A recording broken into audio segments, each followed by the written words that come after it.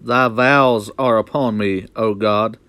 I will render praises unto thee. Psalm 56:12. David is speaking of God's vows being upon him.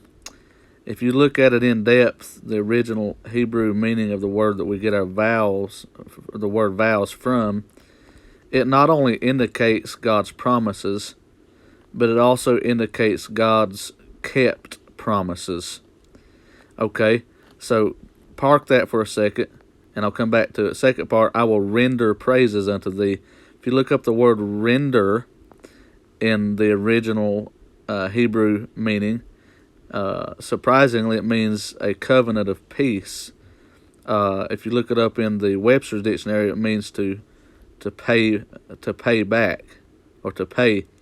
Okay, so if you combine those, it would sound something like, I will enter into a covenant of peace by which to praise you.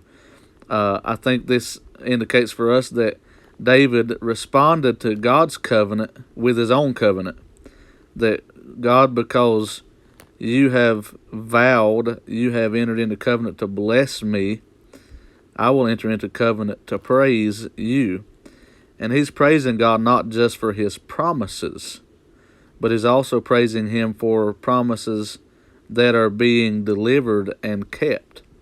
So many times we get caught up on the promise yet to come to pass that we fail to praise him not only for the promise that is to come, but the promises that we are living in today that he promised yesterday that are coming to pass today, such as promises of health and blessing and sustenance and just and joy and peace. There's so many things that we are living in today that we believed God for yesterday, that God promised us yesterday, and there's plenty more blessings in the pipeline.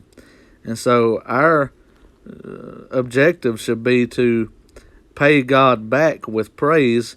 We'll never, it's not a debt that we owe in terms of, it's his grace that gives it to us, but we're indebted to him in terms of service. We should, give him, our utmost for his highest, so to speak.